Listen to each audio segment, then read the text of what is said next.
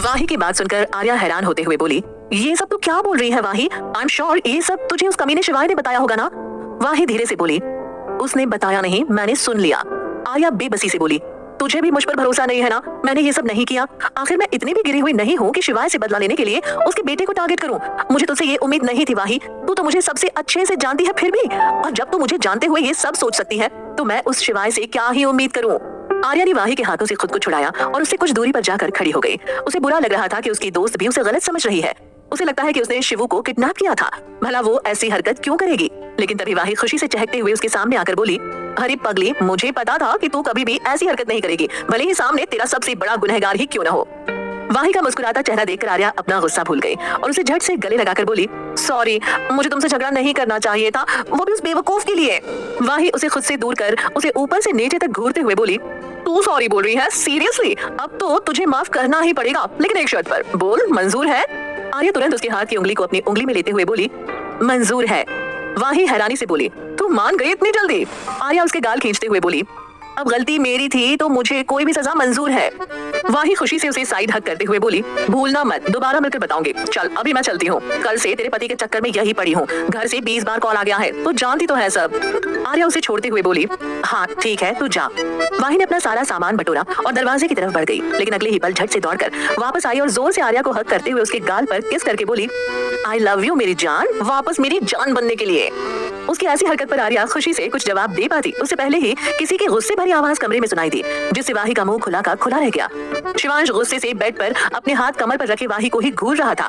वो गुस्से से बोला, डोंट यू डेयर मासी, आप मेरी मम्मा को किस कैसे कर सकती हैं? दूर हटिए उनसे, मैंने कहा था ना आपसे। वाही तुरंत अपने हाथ ऊपर कर पीछे हटते हुए बोली, सॉरी जान, पर मुझे किस तो करना ही होता है। अब तुम इसे मेरी बीमारी समझो या फिर आदत। शिवांश बोला, जो भी हो, आप मम्मा को किस नहीं कर सकती बस। तभी वाही को जैसे कुछ आइडिया आया और वो एक्टिंग करते हुए बोली, आइडिया? अगर तुम चाहते हो कि मैं तुम्हारी मम्मा को किस ना करूं तो? शिवांश अपनी आईब्रो उठाते हुए बोला, तो? वाही अपने हाथ पीछे कर उसकी तरफ बढ़ते हुए बोले, तो ये कि अब से मासी शिवू को किस करेगी, क्योंकि शिवू को तो पसंद ही नहीं है ना कि मैं उनकी मम्मा को किस करूं। कहते हुए वाही ने उसके गोल गोल गुस्से से फूले गालों को किस कर लिया। ये देख शिवांश की आंखें बड़ी हो गई। वो वाही से बोला, लेकिन? वाही वहां से जाते हुए बोली, कुछ भी कहने से पहले सोच लेना, मैं तुम्हारी मम्मा को भी किस कर सकती हूँ। फिर वो आगे बढ़ दरवाजा खोलकर रुकी और पीछे मुड़ते हुए बेड पर परेशान खड़े शिवांश को देखकर बोली, क्या तुम इसलिए परेशान हो कि तुम्हारी गर्लफ्रेंड को पता चल जाएगा कि मैंने तुम्हें किस किया है? उसकी बात पर आर्या और शिवांश दोनों एक साथ बोले, क्या? शिवांश एक बड़े खानदान का बच्चा था तो उसे बचपन से ही बहुत कुछ सिखाया गया था। उसकी उम्र के बाकी बच्चों से ज्यादा शिवांश को काफी कुछ पता था। उसे गर्लफ्रेंड के बारे में ज्यादा तो नहीं, पर इतना पता था कि गर्लफ्रेंड एक ऐसी दोस्त होती है जिसे हम अपनी माँ जितना प्यार करते हैं। और शिवांश तो अपनी माँ से प्यार पाने के लिए न जाने कितना कुछ किया करता था। उसने पहले ही सोच लिया था कि एक बार उसे उसकी माँ का प्यार मिल जाए, उसके बाद वो इतना सब कुछ कभी भी किसी के लिए बिल्कुल भी नहीं करेगा। उसकी जिंदगी में फिलहाल उसकी माँ के अलावा कोई इतना इम्पोर्टेंट नहीं था। तभी वाही मुस्कुराते हुए बोले, देखो जरा इसका चेहरा कितना परेशान लग रहा है। इसका मतलब तो यही हो सकता है ना कि मिस्टर शिवांश माहेश्वरी अपनी गर्लफ्रेंड से डर रहे हैं। उसने मजाकिया अंदाज में कहा। ये सुन शिवांश और आर्या दोनों एक दूसरे को देखने लगे। शिवू आर्या की आंखों में अपने लिए सवाल देखकर जल्दी से बोला, नो नो मम्मा, ऐसा कुछ नहीं है, मासी तो बस ऐसे ही बोल रही है ना मासी? उसने दरवाजे की तरफ देखा जहाँ वाही नहीं थी। शिवांश समझ गया कि वाही उससे बदला लेकर भाग गई है। उसने मायूस चेहरा बनाकर आर्या को देखा और अपनी प्यारी आवाज में बोला, मम्मा ऐसा कुछ नहीं है। आर्या ने शिवांश के परेशान चेहरे को देखा तो उसकी हंसी छूट गई। वो हंसते हुए शिवांश के पास आई और उसका चेहरा अपने हाथों में लेते हुए बोली, तुम इतना परेशान क्यों हो रहे हो? अगर तुम्हारी गर्लफ्रेंड है तो भी मुझे कोई प्रॉब्लम नहीं है। शिवांश बोला, लेकिन मुझे है, मुझे आपके सिवा कोई और नहीं चाहिए। ऐसा क्या? कमरे में किसी तीसरे की आवाज आई। दोनों ने मुड़कर देखा तो शिवाय दरवाजे से टेक लगाकर खड़ा शिवांश को ही घूर रहा था। शिवाय को अपने असिस्टेंट का कॉल आ गया था, जिससे बात करने के लिए वो बाहर चला गया था। और जैसे ही उसका फोन कट हुआ, उसे अपने बेटे की आवाज सुनाई दी, जो अपनी मम्मा से मिलने के बाद अपने पापा को बिल्कुल भूल ही गया था। शिवांश एक बार फिर अपनी पुरानी वाली सिचुएशन में फंस गया था। वो तो अपनी मम्मा को इम्प्रेस करना चाह रहा था। उसे क्या पता था कि शिवाय उसकी बात सुन लेगा, इसलिए वो रोनी सूरत बनाकर शिवाय को देखने लगा। शिवांश आंखों के इशारों से शिवाय से बोला, पापा प्लीज, कितनी मुश्किल से तो मम्मा शिवू के पास आई है और आप उन्हें शिवू से दूर करने आ गए। शिवाय भी उसे आंखों ही आंखों में बोला, अच्छा बेटा, मम्मा आ गई तो पापा को भूल जाएगा क्या?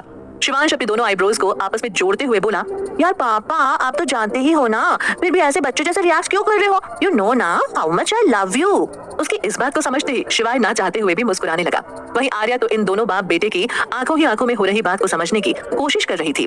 तभी जब उसकी नजर शिवाय के मुस्कुराते चेहरे पर गई, वो हैरानी से अपने मन में बोली, ये साइको हंसता भी है। अपनी पूरी 8 साल की बीती जिंदगी में उसने कभी भी इस इंसान के होठों पर मुस्कान का एक कतरा तक नहीं देखा था, ना ही मन से और ना ही बेमन से। आर्या हैरानी से बाहर आई और शिवांश को अपनी गोद में लेते हुए बोली, चलो अब घर चलते हैं, मैंने तो घर में किसी को बताया भी नहीं है कि तुम मिल गए हो। इससे पहले कि वो दोनों माँ बेटे हॉस्पिटल वार्ड से बाहर जाते, शिवाय उन्हें रोकते हुए बोला, आर्या मुझे अभी तुमसे कुछ बात करनी है। शिवू बेटा आप थोड़ी देर करण के साथ चले जाओ, वो आपको नाश्ता करा देंगे। शिवांश अभी जाना तो नहीं चाहता था, लेकिन उसके पापा ने अभी उसका साथ दिया था, तो अब उसकी बारी थी। शिवांश आर्या की तरफ मुड़कर अपने हाथों में उसका चेहरा लेते हुए बोला, शिवू अभी आ जाएगा मामा, आप पापा से घबराना मत, अगर उन्होंने आपको डांटा तो आप मुझे बता देना। कहते हुए उसने एक नजर शिवाय को देखा, जो आंखें छोटी कर उसे ही देख रहा था। शिवांश ने एक वार्निंग वाला लुक शिवाय को दिया, जैसे कह रहा हो, मेरी मम्मी को परेशान मत करना और डांटना तो बिल्कुल भी मत, वरना आपको शिवांश माहेश्वरी से डील करनी पड़ेगी। शिवाय मन में बोला, मेरा बेटा और मुझे से म्याओ, इसे तो सबक सिखाना ही पड़ेगा। देखो तो कैसे चिपका पड़ा है इस नकचड़ी लड़की से, जैसे यही इसकी असली मम्मा हो। तभी शिवाय दरवाजा खुलने की आवाज से होश में आया।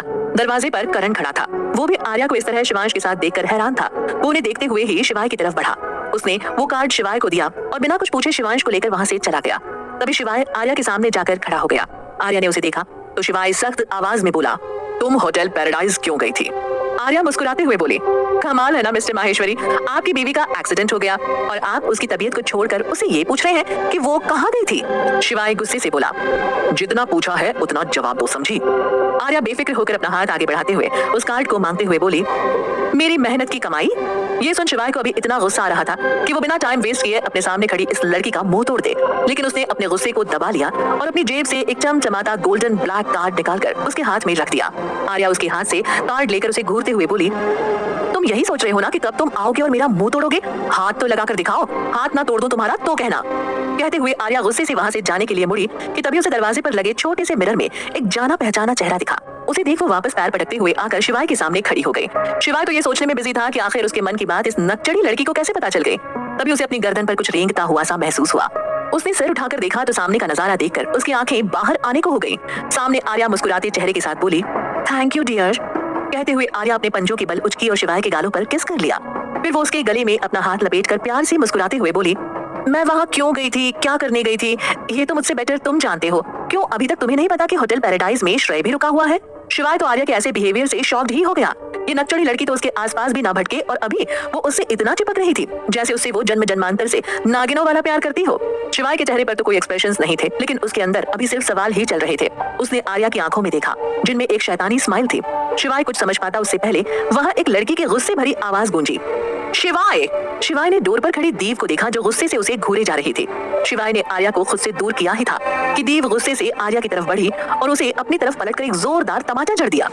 लेकिन इससे पहले कि उसका हाथ आर्या के गालों को छू भी पाता, आर्या ने फुर्ती से उसका हाथ पकड़कर उसे मरोड़ दिया। दीव दर्द और गुस्से से भर गई। वो अपने दांत पीसते हुए बोली, ये सब तूने जानबूझकर किया ना? मेरे शिवाय से दूर रह समझी, वरना तुझे कहीं अपनी जान न गंवानी पड़े। ये बात उसने धीमे से कही थी ताकि शिवाय ना सुन सके। आर्या दीव के हाथ पर अपनी पकड़ कसते हुए बोली, शायद आप भूल रही हैं मिस दीव कि मैं एक आर्मी ऑफिसर हूँ और ये जिस बात के लिए आप मुझे सुना रही है ना, वो मेरा पति है। मैंने जो किया मेरे पति के साथ किया। तुम्हारी तरह किसी दूसरे के पति पर नजर नहीं डालती। तो अगर इनमें किसी को दूर रहना चाहिए तो वो तुम हो। कहते हुए आर्या ने एक झटके से दीव का हाथ छोड़ दिया, जिससे दीव खुद को संभाल नहीं पाई और सीधा जमीन पर जा गिरी। आर्या ने अपने बाल स्टाइल से झटके और अपनी हील से टक टक करते हुए बाहर चली गई। शिवाय जल्दी से दीव को उठाते हुए बोला, दीव जैसा तुम समझ रही हो वैसा कुछ नहीं है, ये लड़की ये सब उसे जानबूझकर किया। दीव शिवाय के सहारे खड़ी हुई और अपनी आंखों में नकली आंसू लिए शिवाय से बोली, शिवाय जो भी हो, लेकिन तुमने भी तो उसे खुद के इतने पास आने दिया ना। वो हर बार ऐसा करेगी और तुम उसे खुद से दूर भी नहीं करोगे। क्या शिवाय दीव की बातों में फिर से आ जाएगा? आर्या अपने दुश्मनों से बदला लेने के लिए आगे क्या करने वाली थी? जानने के लिए सुनते रहिए पॉकेट FM।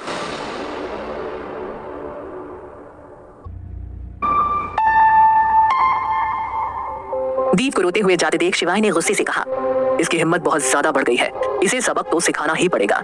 शिवाय भी अपनी मुट्ठियां भींचकर वार्ड से बाहर चला गया। कुछ देर में एक ब्लैक चमचमाती मर्सिडीज एक बड़े से मेंशन में एंटर हुई। मेंशन के चारों तरफ ब्लैक ड्रेस में गार्ड्स खड़े थे। कार आकर मेंशन के एंट्रेंस पर रुकी तो एक गार्ड ने जल्दी से आकर उसका दरवाजा खोला। शिवाय बड़े स्टाइल से अपने बालों में हाथ फेरते हुए बाहर निकला। शिवांश भी बिल्कुल अपने पापा की तरह अपने बालों में हाथ फेरते हुए बाहर निकला। उन दोनों के बाद येलो सिल्क प्रिंटेड साड़ी में लहराते बालों के साथ आर्या कार से उतरी और तीनों मेंशन के अंदर एंटर हुए। ये है माहेश्वरी मेंशन। जाहिर सी बात है खूबसूरत तो होगा ही, साथ ही लग्जूरियस भी था। अंदर आते ही आर्या ने चारों तरफ नजर घुमाकर देखा। उसका शक सही था, पूरे मेंशन पर नजर रखी जा रही थी।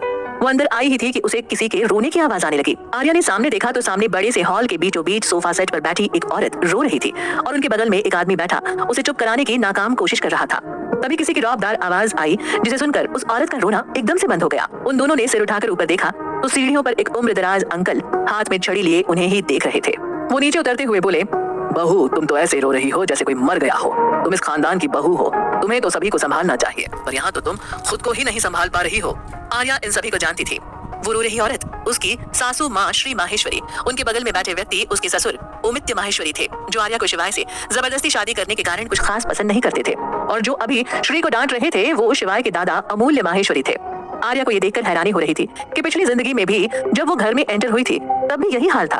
उसकी सासू माँ ऐसे ही रो रही थी, लेकिन तब बस फर्क ये था कि सामने शिवांश की बॉडी थी। इसका मतलब कि श्री शिवांश को मरा हुआ समझकर पहले से ही ये रोने धोने का नाटक कर रही है।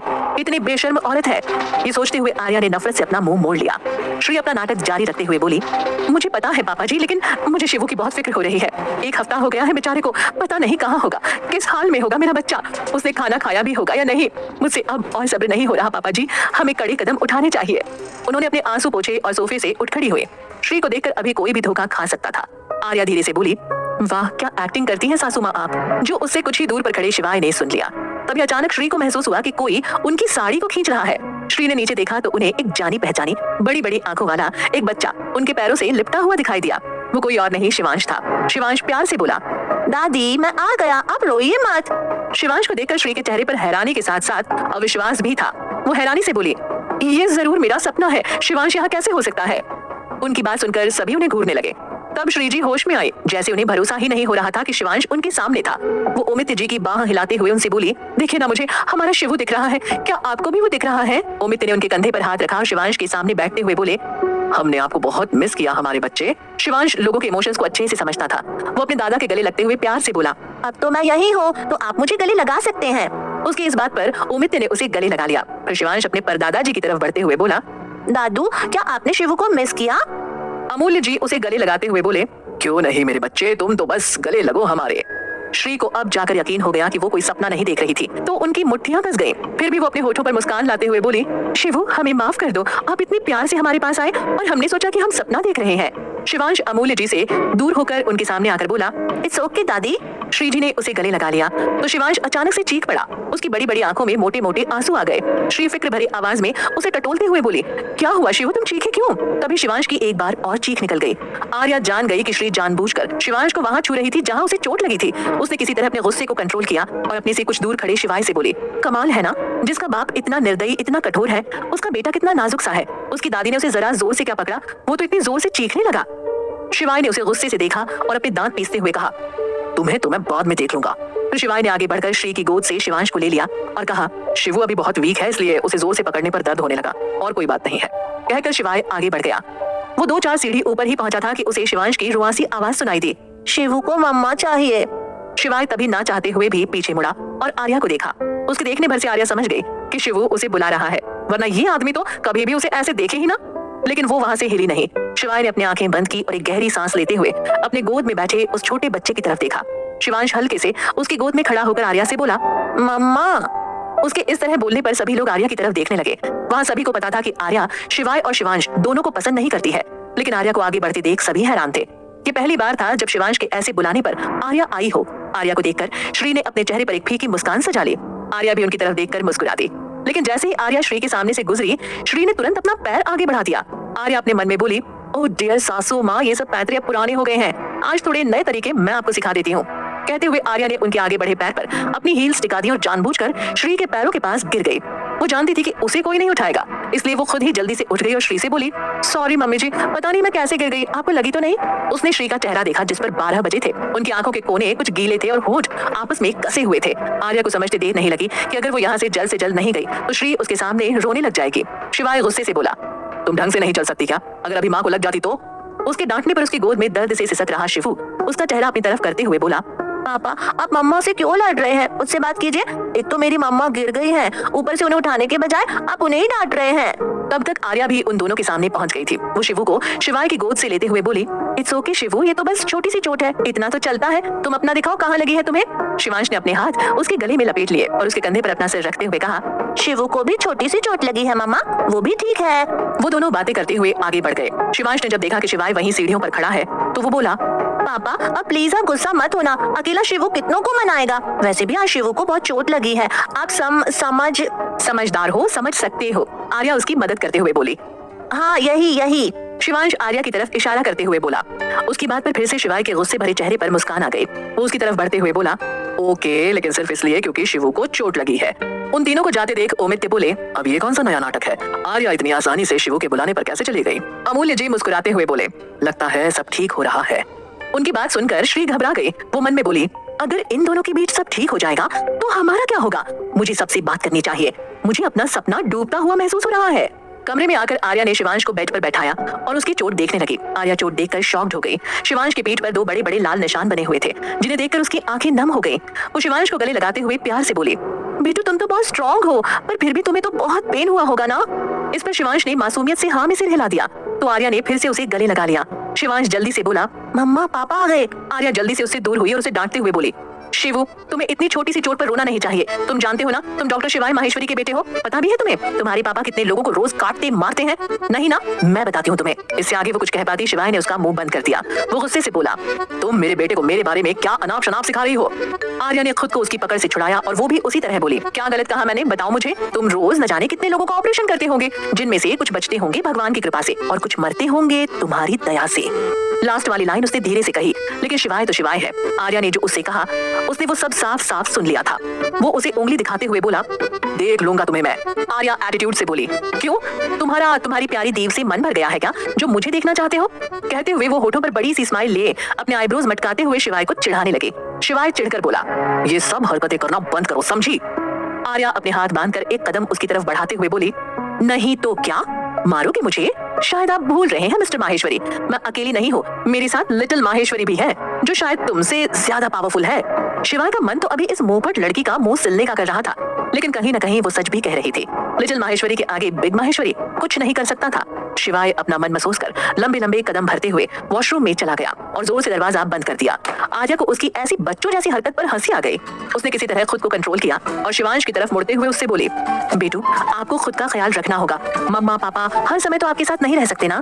शिवांश प्यारी सी शक्ल बनाकर बोला, पर क्यों मम्मा, आप हो ना मेरे साथ, और पापा भी। आर्या अपनी कमर पर हाथ रखते हुए अपनी आंखें छोटी कर शिवांश को घूरने लगी। उसके ऐसे देखने से शिवू थोड़ा झेप गया। वो बोला, मम्मा आप ऐसे क्यों देख रही हैं शिवू को?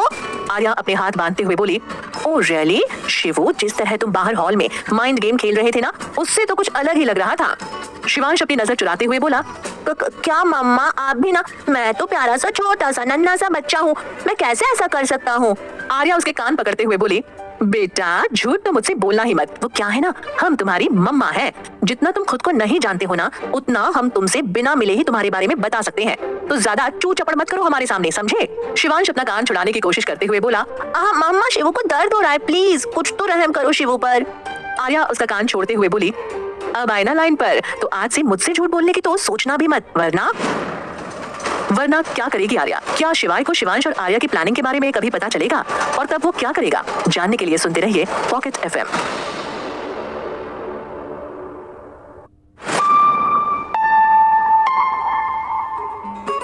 आर्या की बात पर शिवांश झट से आर्या की साड़ी का किनारा पकड़ते हुए बोला, हाँ मम्मा शिवू सब समझ गया, मैं कभी भी आपसे झूठ नहीं बोलूंगा, प्रॉमिस।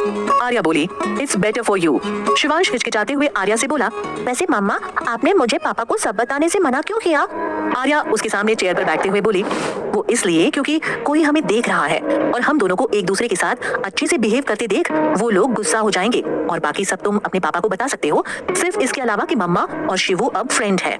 शिवांश अभी भी आर्या को घूर रहा था। आर्या समझ गई थी कि शिवांश के पास बहुत सारे सवाल थे, इसलिए वो एक आज्ञाकारी स्टूडेंट की तरह हाथ बांधकर ठीक से बैठ गई और बोली, मैं सिर्फ तुम्हारे 3 सवालों का जवाब दूंगी, तो सोच समझ कर पूछना।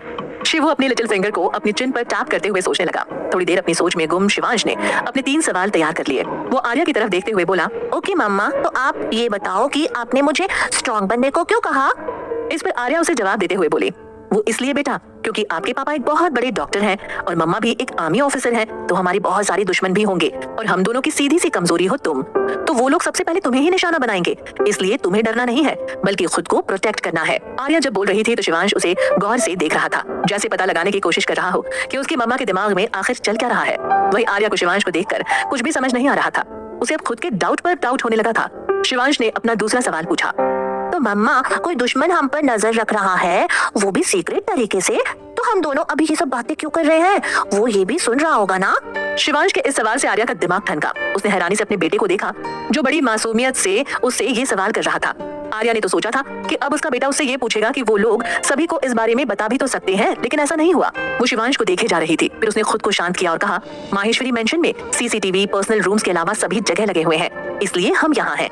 इस बात पर शिवांश अपने सिर को खुजलाते हुए मासूमियत से बोला, लेकिन मामा ये भी तो हो सकता है ना कि यहाँ कहीं वॉइस रिकॉर्डर हो और वो हमें सुन रहे हो। शिवू का सवाल सुन आर्या फिर से हैरान हो गई। उसने तो ये सोचा ही नहीं, इतनी इंपॉर्टेंट बात उसके दिमाग में क्यों नहीं आई। जब शिवू ने देखा कि उसकी मम्मा उसके इस जवाब से परेशान हो गई, तो वो प्यार से बोला, आप चिंता मत करो मम्मा, ये पापा का कमरा है, यहाँ कोई नहीं आ सकता, तो वॉइस रिकॉर्डर रखना तो दूर की बात है। आर्या भी जानती थी कि शिवाय अपने कमरे में किसी की भी मौजूदगी बर्दाश्त नहीं करता था। यहाँ उसके कई सारे राज और इम्पोर्टेंट फाइल्स भी थे। उसके इतने सारे दुश्मन थे कि वो खुद पर भी सोच समझ कर भरोसा करता था, और फिर यहाँ तो बात दूसरों की थी। तभी आर्या को एक जानी पहचानी रिंगटोन सुनाई दी। उसने अपना सिर घुमाकर इधर उधर देखा तो सामने कुछ दूर पर उसका फोन था, जिसे चालाकी से परसों समा ने यहीं छोड़ दिया था और उसे भूलने का बहाना बना दिया था। जब तक आर्या उसे उठाती फोन बजकर बंद हो गया। तभी उसे कुछ याद आया और वो शिवांश से बोली, शिवू तुम इस घर के किसी भी मेंबर का फोन यूज नहीं करोगे, क्योंकि तुम्हारे पापा ने सबके फोन पर कुछ किया है जिससे वो उन दोनों की बातों को खुद सुन सकते हैं और उनकी उस टाइम की लोकेशन का भी पता लगा सकते हैं। शिवांश खुशी से बोला, वाओ मम्मा, आपने भी ये पता लगा लिया? मैंने भी चुपके से पता लगा लिया था। हम दोनों कितने स्मार्ट है ना मामा, हमने पापा को बेवकूफ बना दिया। कहते हुए शिवांश अपने मुंह पर हाथ रखकर अपनी हंसी कंट्रोल करने की कोशिश करने लगा। वहीं आर्या को आज शौक पर शौक लग रहा था। ये छोटा सा लड़का कुछ ज्यादा ही तेज नहीं है। उसने तो ये शर्त जानबूझकर रखी थी। उसे एहसास तो था कि शिवांश का दिमाग बाकी बच्चों से ज्यादा शैतान है। हो भी क्यों ना, उसकी मम्मा पापा कुछ कम थोड़ी है। एक तरह से ये कहा जा सकता है कि शिवांश को उसका दिमाग विरासत के तौर पर अपने मम्मा पापा से मिला था। आर्या का डाउट अब पूरी तरह से क्लियर हो गया था। तभी उसका फोन फिर से रिंग हुआ। इस बार आर्या ने जाकर फोन देखा। उस पर लिखे नाम को देखकर उसने नफरत से अपना मुंह फेर लिया। वो वापस शिवांश के पास जाने लगी कि तभी अचानक वो रुक गई। उसने कुछ सोचकर फोन रिसीव किया तो दूसरी तरफ से किसी के रोने की आवाज आ रही थी। आर्या तुरंत उसे पहचान गई और खुद को एक आदर्श बहन के कैरेक्टर में ले आई। कॉल रिसीव करते ही समा बोली, आरू दी। आर्या परेशान आवाज में बोली, समा समा क्या हुआ, तुम रो क्यों रही हो? Is everything alright? समा रोते हुए बोली, नो दी, मेरा एक्सीडेंट हो गया है, बहुत दर्द हो रहा है दी। आर्या परेशान से बोली, कौन से हॉस्पिटल में हो तुम? मैं आ रही हूँ, तुम फिक्र मत करो। समा ने उसे हॉस्पिटल का नाम बताया तो आर्या जल्दी से शिवांश से बोली, बेटू बाकी बातें बाद में, ओके, अपना ख्याल रखना। कहते हुए आर्या ने अपना पर्स पकड़ा और शिवांश के गाल पर किस करके तेजी से बाहर निकल गई। कुछ देर बाद आर्या एक बड़े से हॉस्पिटल के सामने खड़ी थी। उसने एक गहरी सांस ली और अंदर जाते हुए खुद से बोली, मुझे खुद को शांत रखने की जरूरत है, नहीं तो मेरा दिमाग तो 5 साल के बच्चे से भी कम चल रहा है। मुझे माहेश्वरी मेंशन को चेक करना होगा, वहाँ से कुछ ना कुछ तो पता चल ही जाएगा। मुझे वापस अपनी ड्यूटी पर भी तो जाना होगा। इन सब के चक्कर में मैं सब भूल ही गई थी। खुद से बात करते हुए वो समा के वार्ड के पास पहुंच गई। वो खुद को मुस्कुराने से रोक नहीं पाई और बोली, बहना देखें तो कितनी चोट लगी है तुम्हें। आर्या अंदर आई और अंदर का नजारा देखकर हैरान हो गई। सामने 2 बेड लगे हुए थे, एक पर समा और दूसरे पर लेटा शख्स पट्टियों से लिपटा हुआ था, जिससे उसका पता लगाना मुश्किल हो रहा था।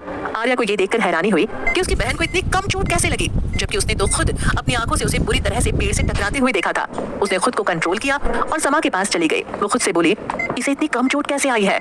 कम से कम पैर तो टूटने चाहिए थे, हाथ भी टूट जाता तो भी मैं कुछ नहीं कहती, पर इतना कम। समा बेड पर लेटी हुई थी, उसके दोनों हाथों और सिर पर पट्टी बंधी हुई थी। आर्या उसके सामने बैठते हुए बोली, ये सब कैसे हुआ समा? समा रोनी शक्ल बनाकर बोली, आरू दी, मैं पैराडाइज जा रही थी तो रास्ते में मेरा एक्सीडेंट हो गया।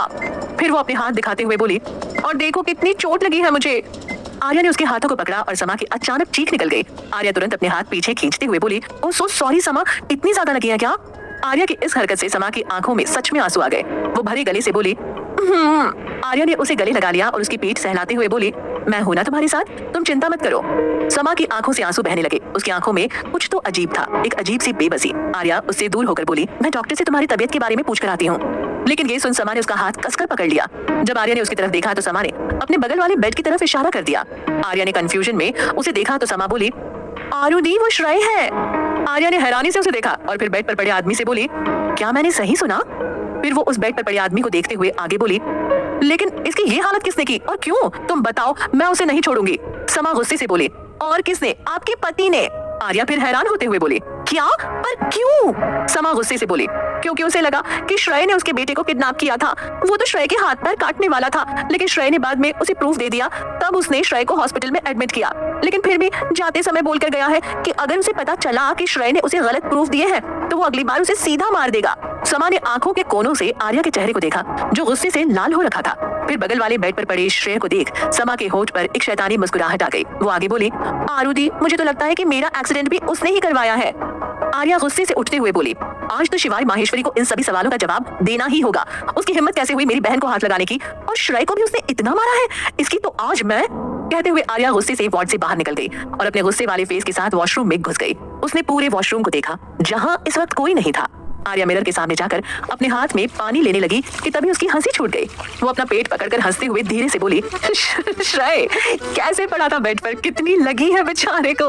आर्या उसका मजाक उड़ाते हुए जोर जोर से हंस रही थी। उसे अभी श्रेय और समा की हालत देखकर बहुत ज्यादा हंसी आ रही थी। कुछ देर ऐसे ही जी भरकर हंस लेने के बाद आर्या अपना मुंह साफ कर फिर से वही गुस्से वाले एक्सप्रेशन लिए वॉशरूम से बाहर आ गई और सीधा डॉक्टर के केबिन में चली गई।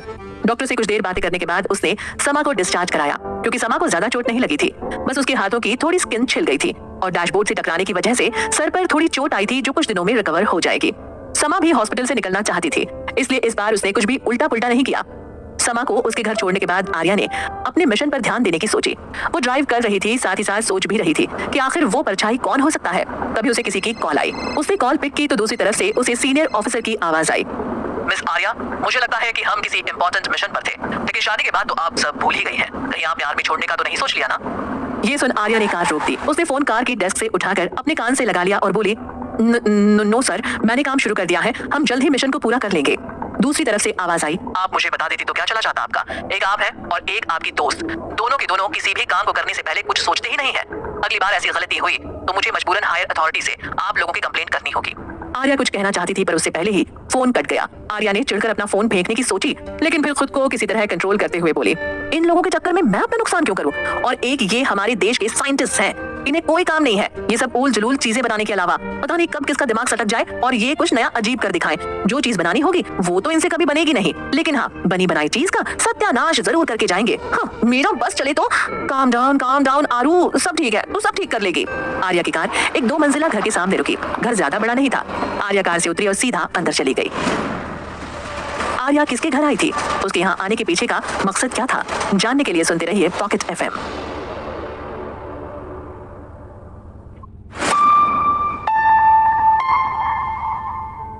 आर्या अंदर आकर वहां रखे सोफे पर पैर फैलाकर सो गई, लेकिन कुछ ही पल में उसे किसी के कदमों की आहट सुनाई दी। वो आंखें बंद किए ही बोली, उल्लू की पट्टी मैं हूँ, कहीं चोर समझकर मेरा सर मत फोड़ देना। उसने धीरे से आंखें खोली तो देखा कि उसके सामने येलो कुर्ती और व्हाइट प्लाजो पहनी, वाही हाथ में बेलन पकड़े एकदम टिपिकल इंडियन हाउसवाइफ की तरह खड़ी थी। उसके चेहरे पर थोड़ा आटा भी लगा था। उसे ऐसे देखकर आर्या मुस्कुरा उठी। वो उठ खड़ी हुई और वाही को उसके कंधे से पकड़कर किचन की तरफ ढकेलते हुए बोली, चल आज हम दोनों साथ में खाना खाते हैं, वो भी मेरे हाथ का। वाही हैरानी से बोली, इस मेहरबानी की वजह कुछ तो जरूर है, नहीं तो तू वो भी किचन, ऊपर से मेरे लिए। आर्या ने उसे किचन स्लैब पर बैठाया और अपनी साड़ी का पल्ला अपनी कमर पे खोसते हुए बोली, तू जानती तो है मुझे कुकिंग कितनी पसंद है। जब भी मैं खुश होती हूँ तब कुकिंग करती हूँ और आज मैं बहुत खुश हूँ, इसलिए तू चुप करके बैठी रहे। वाही खुशी से बोली, आज हम दोनों को क्लब जाना है, कुछ काम भी है और थोड़ा सा एंजॉय भी हो जाएगा। आर्या अपने बालों का जूड़ा बनाते हुए खाना बनाने लगी, साथ ही वाही की बातें भी सुनने लगी। बातें करते हुए वाही अचानक से बोली, वैसे एक बात कहूँ, बुरा तो नहीं मानेगी? आर्या आटा गूंथते हुए बोली, मैं मानूंगी तो तू नहीं बोलेगी क्या? वाही सब्जी फ्राई करते हुए बोली, बिल्कुल बोलूंगी। आर्या बोली, तो पूछ क्यों रही है, सीधा बोल देना। वाही कनखियों से उसे देखते हुए बोली, तुझे कैसा लगा था इस बार? ये सुन आर्या ने कंफ्यूज होकर उसे देखा। वाही हिचकिचाते हुए बोली, मतलब कि इस बार जब तुम मिस्टर शिवाय के साथ फिजिकल हुई थी तो ये सुन आर्या के हाथ अचानक रुक गए, जिसे देखकर वाही समझ गई कि अब उसकी खैर नहीं। वो अपने कदम पीछे लेते हुए जोर से बोली, देवी मेरे सामने ये सती सावित्री बनने की जरूरत नहीं है। मैं सब समझती हूँ कि तू मिस्टर माहेश्वरी के बारे में क्या सोचती है, बस दिखाती नहीं है। मुझे तो लग रहा है कि इस बार तूने ही सब कुछ किया होगा। जितना स्मार्ट वो है उस हिसाब से तो मुझे तुझ पर शक हो रहा है कि पिछली बार भी तूने ही सब किया और बेचारे मिस्टर माहेश्वरी इन सब में फंस गए। कहते हुए वाही किचन से भागी। आर्या भी उसके पीछे भागते हुए बोली, कमीनी रुक तू, तुझे तो मैं अभी बताती हूँ, मेरी दोस्त है कि उसकी। वाही सोफे के दूसरी तरफ से चिल्लाते हुए बोली, दोस्त तो तेरी ही हूँ, तभी तो पूछ रही हूँ, नहीं तो तूने जो अपने पति का परिचय मुझे दिया था ना, उसके बाद तो तू जब खुद उसके पास जाएगी ना तभी कुछ हो सकता था, वरना। आर्या सोफे से कुशन उठाकर उसे मारते हुए बोली, शर्म नहीं आती तुझे ये सब बोलते वक्त? वाही भी उसे कुशन मारते हुए बोली, जब तुझे करने में शर्म नहीं आई तो मुझे बोलने में क्यों शर्म आएगी? चल एक बात तो बता, मिस्टर माहेश्वरी रोमांस कैसे करते हैं? कहते हुए उसने अपनी एक आंख दबा दी।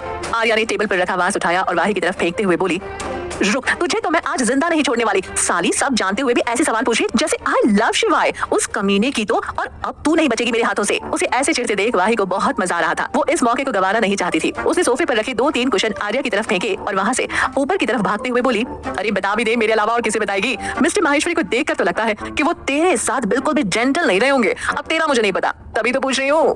आर्या खुद का ध्यान वाही की तरफ करते हुए बोली, कमीनी तेरी तो जब तेरी शादी होगी ना तब देखती हूँ। सारे बदले ना लिए ना मैंने भी, तो देख लेना। तभी आर्या को कुछ याद आया। उसने अपना फोन उठाया और उसे अपनी उंगलियों पर नचाते हुए आराम से सोफे पर बैठ गई। फिर वो बोली, हाँ ये सही है, मैं अभी अपने होने वाले जी को फोन करती हूँ। उसकी बात सुनकर वाही के कदम रुक गए। उसने झट से पलटकर पीछे देखा तो आर्या ने किसी को कॉल कर दिया था। वाही वहीं से चिल्लाई, मैं सब जानती हूँ, ये सब तो मुझे वहाँ बुलाने के लिए कर रही है ना, मैं नहीं आने वाली। आर्या एक शातिर मुस्कान के साथ उसकी तरफ देख रही थी। तभी किसी ने फोन उठाया। फोन से एक रौबदार आवाज आई, बोलो क्यों फोन किया है? आवाज सुनते ही वाही के चेहरे की मुस्कान गायब हो गई। वो आर्या की तरफ दौड़ कर आते हुए बोली, आरू तू ऐसा कुछ नहीं करेगी, नहीं तो मैं तुझे आड़ू आम सेब कई तरह के जूस में तब्दील कर दूंगी। आर्या फोन लेकर किचन में भाग गई और दरवाजा बंद कर दिया। वो वहां लगे खिड़की के सामने आकर जानबूझकर वाही को चिढ़ाने के लिए जोर से बोली, मिस्टर कश्यप, आज मैंने आपसे लड़ने के लिए फोन नहीं किया, आज तो मैं आपसे हमारे रिश्ते के बारे में डिस्कस करना चाहती हूँ। वाही भी उसी मिरर के सामने आ गई थी। वो उसे अपने हाथ से मुक्के बनाकर पीटने का इशारा कर रही थी। आर्या पर तो इसका कोई असर नहीं होना था। दूसरी तरफ से मिस्टर कश्यप बोले, ये क्या बकवास है? तुम एक आर्मी वाली हो और मैं एक माफिया लीडर, हम दोनों के बीच सिर्फ दुश्मनी होगी, सिर्फ दुश्मनी। आर्या उसे शांत करते हुए बोली, जी हाँ, लेकिन आज मैं आपसे अपनी दोस्त के लिए उसकी फैमिली के तौर पर बात करने वाली हूँ, तो ये रिश्ता फिलहाल के लिए भूल जाइए। मिस्टर कश्यप आगे बोले, काम की बात है तो बोलो, नहीं तो मैं फोन काट रहा हूँ। आर्या बोली, जी मैं आपको अपने जी। इससे पहले आर्या इससे आगे कुछ कह पाती, वाही ने उसका फोन छीनकर तुरंत अपने कान से लगा लिया और बोली, मिस्टर कश्यप, इसे कोई बात नहीं करनी है, हम बाद में बात करते हैं। कहते हुए वाही ने बिना उसकी बात सुने फोन काट दिया। फिर वो आर्या की तरफ मुड़कर उसे उंगली दिखाते हुए बोली, तू ना कुछ ज्यादा ही उछल रही है। मिस्टर माहेश्वरी से शादी क्या हो गई, तू तो पूरी तरह से बदल गई। आर्या को इस बार सच में गुस्सा आ गया। वो गुस्से से वाही से बोली, तुझे कितनी बार कहा है उस आदमी का नाम मेरे साथ मत जोड़ा कर, तू समझती क्यों नहीं है? ये सब मेरे लिए इतना आसान नहीं है। आर्या की आंखें नम हो गई। वो उस भयानक रात में वापस नहीं जाना चाहती थी, जिसके बाद उसकी जिंदगी पूरी तरह से बदल गई थी। इसलिए उदास होकर वो वहाँ से बाहर बालकनी में चली गई। इधर वाही को भी बुरा लग रहा था। उसने जिस तरह आर्या को बिहेव करते देखा था, उस हिसाब से उसने जज कर लिया था कि उन दोनों के बीच शायद सब ठीक हो गया है। लेकिन अपने बुरे अतीत को भुलाना इतना भी आसान नहीं होता जितना लोग सोचते हैं। वाही बालकनी में आई और अपने कान पकड़कर उठक बैठक करने लगी, लेकिन आर्या ने अपना मुंह फेर लिया। पर वाही भी कम नहीं थी। वो उसके सामने जाकर फिर से उठक बैठक करने लगी। आर्या गुस्से से रोते हुए बोली, अब क्या है, क्यों आई है मेरे पास? जाकर तू भी उस शिवाय के साथ चली जा, मुझे किसी की जरूरत नहीं है, मैं खुद ही खुद के लिए काफी हूँ। कहते हुए आर्या वहाँ से अंदर आई और सोफे पर से अपना बैग उठाकर जाने लगी। तभी वाही दौड़ कर आई और उसे गले लगाकर बोली, सॉरी, मुझे वो सब नहीं बोलना चाहिए था, मुझे लगा कि तूने शिवाय को माफ कर दिया है। लेकिन आर्या उसे खुद से दूर झटकते हुए बोली, एक बात तू कान खोल कर सुन ले, मैं कभी भी उसे माफ नहीं करने वाली।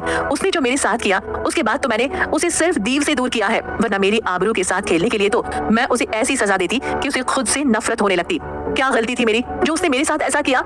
किसी भी लड़की के लिए उसकी इज्जत सबसे ज्यादा कीमती होती है और उसने उसे ही मुझसे छीन लिया। कहते हुए उसके हाथ से उसका पर्स छूट गया और वो जमीन पर घुटनों पर बैठकर फूट फूट कर रोने लगी। वो उस दिन को कभी भी याद नहीं करना चाहती थी, पर कहते हैं ना कि हम जिस चीज से जितना भागते हैं वो उतना ही हमारे करीब आ जाती है। आर्या की आंखों के सामने उसका 5 साल पहले बीता हुआ कल घूमने लगा, जिसमें एक 19 साल की लड़की हाथ में छोटा सा बैग लिए झूलती हुई सड़क पर कभी इधर तो कभी उधर होते हुए गमगीन तरीके से चल रही थी। तभी उसका फोन बजा। उसने फोन रिसीव किया तो दूसरी तरफ से एक लड़की जोर से उस पर चिल्लाई, आर्या ये क्या हरकत है, चुपचाप वापस आ, नहीं तो तू जानती है मैं तेरा क्या हाल करूंगी। आर्या की आंखों से आंसू छलक आए। वो रूंधे गले से बोली, वाही सब खत्म हो गया यार, तू भी चली जा मुझे छोड़कर, सब चले जाते हैं। क्या मैं इतनी बुरी हूँ? इसमें मेरी क्या गलती थी यार जो माँ मुझे ऐसे छोड़कर चली गई? वाही गुस्से से बोली, तू अभी कहाँ है? मैं अभी आती हूँ तुझे लेने। आर्या रोते हुए मुस्कुराने लगी। सड़क पूरी सुनसान थी, जहाँ चारों तरफ सिर्फ उसकी हंसी गूंज रही थी। वो पागलों की तरह हंसे जा रही थी। आर्या एक संपन्न परिवार की बेटी थी। उसने अपने पापा का सपना पूरा करने के लिए इंडिया के सबसे टफ एग्जाम में से एक को पास कर लिया था और अब 4 दिन पहले ही वो अपनी ट्रेनिंग से वापस लौट कर आई थी और आते ही उसे अपने माँ पापा के डिवोर्स की खबर मिली, क्योंकि उसकी माँ किसी और से प्यार करती थी। इस सब को उसके पापा सह नहीं पाए और हार्ट अटैक के कारण एक दिन पहले ही उनकी डेथ हुई थी। आर्या अपने पिता की मौत से उभर भी नहीं पाई थी कि उसकी माँ आई और सबके सामने उसे बुरा भला कहकर सुबह ही उसकी छोटी बहन विभि को अपने साथ लेकर चली गई। उसकी बहन तो उसके साथ रहने के लिए रो रही थी, लेकिन आर्या को तो कोई सुध ही नहीं थी। वो बेसुध थी। अपने पापा की फोटो को अपनी लाल हो चुकी खाली आंखों से देखे जा रही थी। वो अपने पापा की सडन मौत को एक्सेप्ट नहीं कर पा रही थी। उसे अपने आसपास क्या हो रहा है कुछ भी समझ नहीं आ रहा था। उसे तो अपनी बहन का रोना भी सुनाई नहीं दे रहा था। करीब 3 घंटे बाद उसे होश आया। उसने अपने आसपास देखा तो उसके आसपास कोई नहीं था। ये देख उसने अपना सिर पकड़ लिया और उसे अपनी माँ की बात याद आने लगी। तू मनहूस है, तो जैसी बेटी होने से अच्छा तो मैं बांझ रहती। ये सब तेरी वजह से हुआ है। मैं आज से तेरी माँ नहीं हूँ, तू मेरी बेटी नहीं। और ये घर भी तेरे बाप ने पहले ही बेच दिया था। मैं तो अपनी बेटी को लेकर जा रही हूँ। तू अब जिए या मरे मुझे कोई फर्क नहीं पड़ता। आर्या की सूखी आंखें एक बार फिर आंसुओं से भर गई। उसने अपना सामान पैक किया और घर से बाहर निकल गई। उसने पीछे मुड़कर आखिरी बार अपने इस घर की ओर देखा, जहाँ उसका बचपन कितनी खुशियों से बीता था। उनकी जिंदगी में सब था और अचानक पता नहीं किसकी नजर लग गई थी उनके हंसते खेलते परिवार को। आर्या इस वक्त रास्ते पर चलती जा रही थी कि उसे एक आदमी दिखा जो शराब पी रहा था। वो अपनी दारू की बोतल को देखते हुए उससे बोला, हाय मेरी जान, एक तू ही तो है इस दुनिया में। सब अपने छोड़ जाएं पर तू कभी ना जाए। हाय मेरी राम प्यारी, तेरे लिए तो मैं अपनी ये जान भी दे दूं। बस जान लेने वाली भी तू होनी चाहिए। ये सुन आर्या ने उस आदमी के हाथ से बोतल छीन ली। वो आदमी मुड़ा तो आर्या की हालत देखकर वो समझ गया कि ये लड़की भी उसके जैसी है। वो मुस्कुराते हुए सड़क पर बैठ गया और आर्या को भी अपने साथ बैठने का इशारा किया। आर्या बिना ज्यादा सोचे समझे उस आदमी के साथ बैठ गई और शराब की एक घूंट लगाई। उसने पहली बार शराब को हाथ लगाया था, इसलिए वो उसके कड़वेपन को सह नहीं पाई और उस घूंट को वापस बाहर निकाल दिया। वो शराबी हंसते हुए बोला, लड़की तुझसे नहीं होगा, ला मुझे दे ला। कहते हुए उसने अपना हाथ आगे बढ़ाया, पर आर्या ने उस बोतल को दूसरी तरफ कर दिया। आर्या उस बोतल को देखते हुए बोली, मुझे अभी इसकी सबसे ज्यादा जरूरत है। कहते हुए उसने अपनी आंखें बंद की और बोतल अपने होठों से लगा ली और देखते ही देखते एक सांस में उसने आधी बोतल खाली कर दी। आर्या के साथ आगे क्या हुआ, आर्या ने आर्मी ज्वाइन कैसे की थी, जानने के लिए सुनते रहिए पॉकेट FM।